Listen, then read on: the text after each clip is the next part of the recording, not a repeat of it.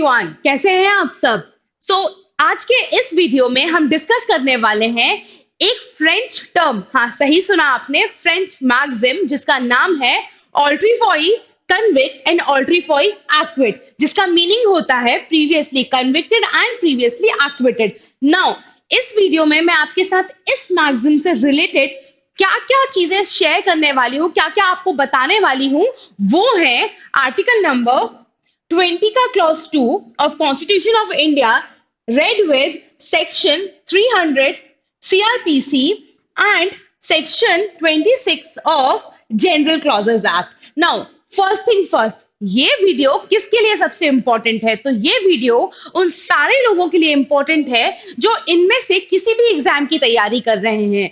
If you are preparing for CLAT PG or any other LLM entrance examination, if you are preparing for APO examination, judiciary examination, NET examination, EIB examination, then this video is going to be very much helpful for you.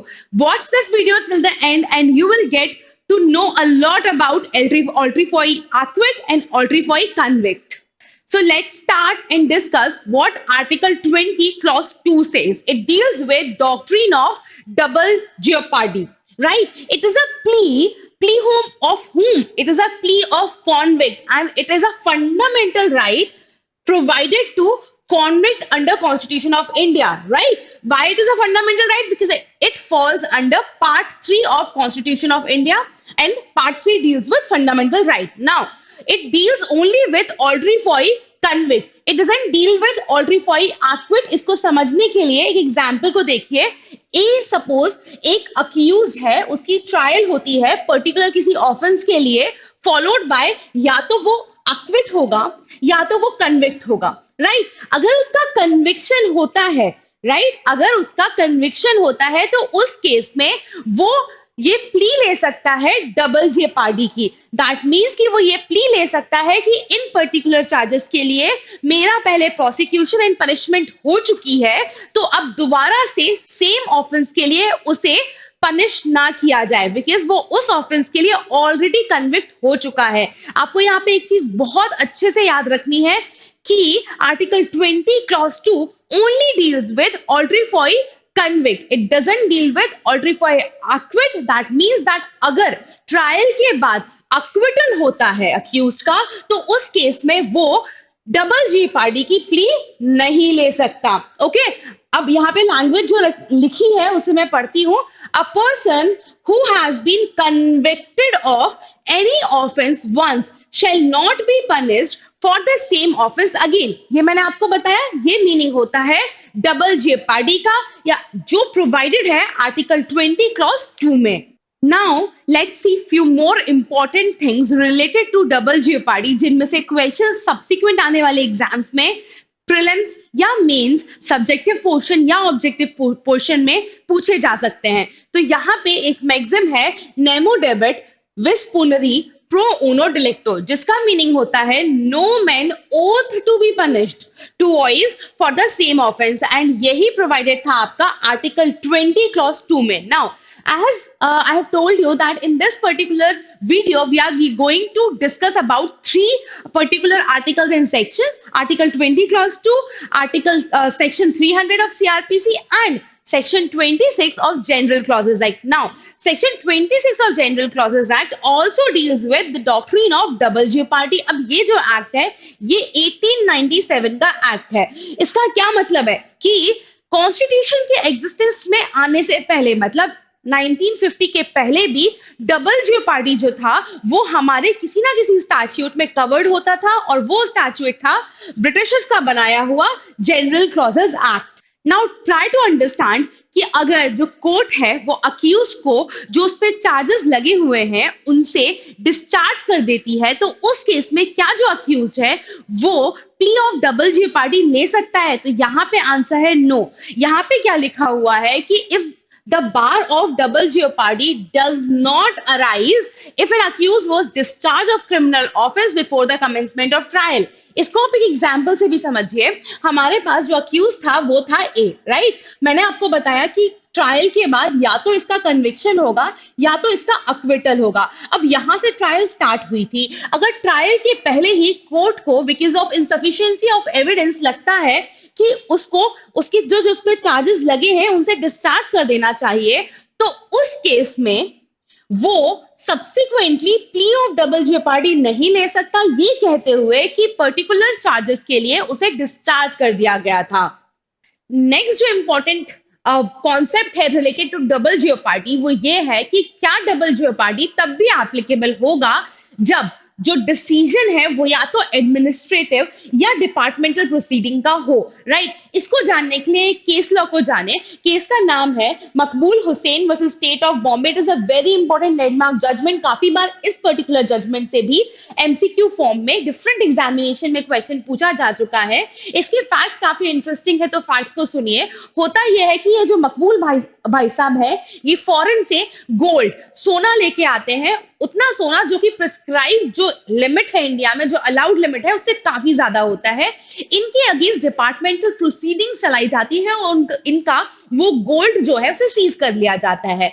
Further जब फेरा which is foreign exchange regulatory authority in पे फिर से departmental proceeding चलाती है, तो ये plea लेते हैं डबल जियोपार्डी का, ये कहते हुए कि मेरा जो गोल्ड है जो मैंने ऑफेंस किया था उसके लिए मुझे ऑलरेडी डिसीजन सुना दिया गया है, तो अब मुझ पे डबल जियोपार्डी लगते हुए फिर से आप मैं प्ली ले सकता हूं डबल जियोपार्डी का और फिर से सेम ऑफेंस के लिए प्रोसिक्यूट नहीं कर सकते या सेम ऑफेंस के लिए मुझ पे डिपार्टमेंटल प्रोसीडिंग्स का डिसीजन नहीं आ सकता है।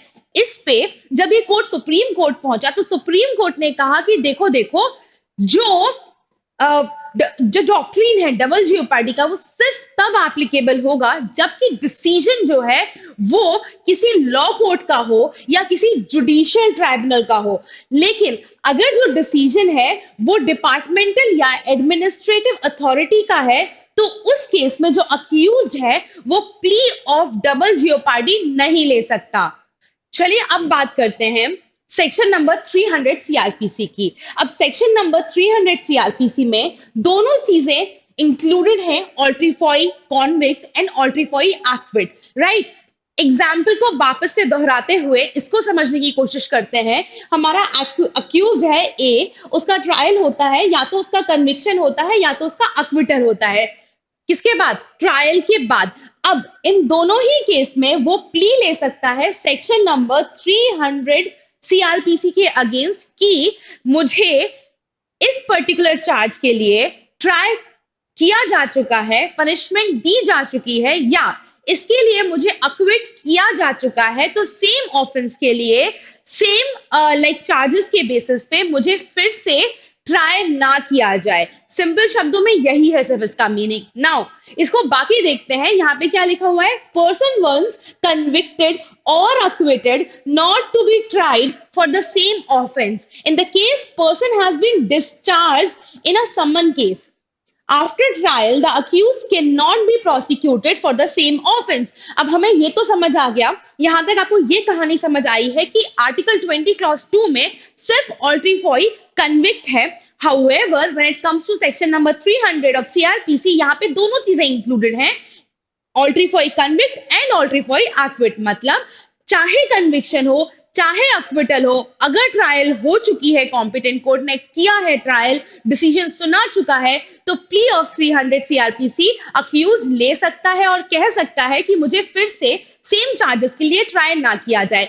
अब जैसे कि हमने आर्टिकल 20 क्लॉज 2 में डिस्चार्ज का केस पढ़ा था, यहां पे अगर जो कोर्ट है वो अक्यूज को डिस्चार्ज कर देती है तो क्या होगा? तो अगर पर्सन डिस्चार्ज हो जाता है ट्रायल के बाद, ठीक है, तो उसको फिर से प्रोसिक्यूट नहीं किया जाएगा उस सेम ऑफेंस के लिए, राइट। वहां पे हमने पढ़ा था कि अगर डिस्चार्ज होता है तो वो प्ली ऑफ डबल जियोपार्डी नहीं ले सकता। हाउएवर समन केसेस में अगर डिस्चार्ज कर देता है कोर्ट ट्रायल के बाद, तो वो प्ली ऑफ 300 ले सकता है, ठीक है। This is again a very important point which you have to remember. Now let's move forward and see two very important example of section number 300 CRPC। पहला एग्जाम्पल में ए जो है उसे ट्राई किया जाता है, किसके लिए? थेफ्ट के लिए, ठीक है, और ट्रायल के बाद उसका एक्विटल हो जाता है, कोर्ट कहती है कि नहीं उसने थेफ्ट नहीं किया है। अब लेटर अगर सेम चार्जेस के लाइक उसी पर्टिकुलर पर्सन पे, मतलब यहाँ पे क्या था ए, उस पे फिर से ट्रायल होती है क्रिमिनल ब्रीच ऑफ ट्रस्ट की, ठीक है, तो ऐसी क्रिमिनल ब्रीच ऑफ ट्रस्ट का ट्रायल या चार्जेस उस पे नहीं लगाए जा सकते, वो सेक्शन 300 की प्ली ले सकता है ये कहते हुए कि मुझे ऑलरेडी थेफ्ट के लिए चार्ज किया गया था और उस चार्ज में उस केस में मेरा अक्विटल हो चुका है, इसीलिए अब सेम फैक्ट्स में मुझे क्रिमिनल ब्रीच ऑफ ट्रस्ट के लिए चार्ज नहीं किया जा सकता या ट्रायल नहीं जलाई जा सकती। नेक्स्ट जो हम इलस्ट्रेशन है वो देख लेते हैं। यहाँ पे क्या होता है, ये जो मिस्टर ए है इनका ट्रायल होता है ग्रीवियस हर्ट के लिए और ट्रायल के बाद इनका कन्विक्शन हो जाता है।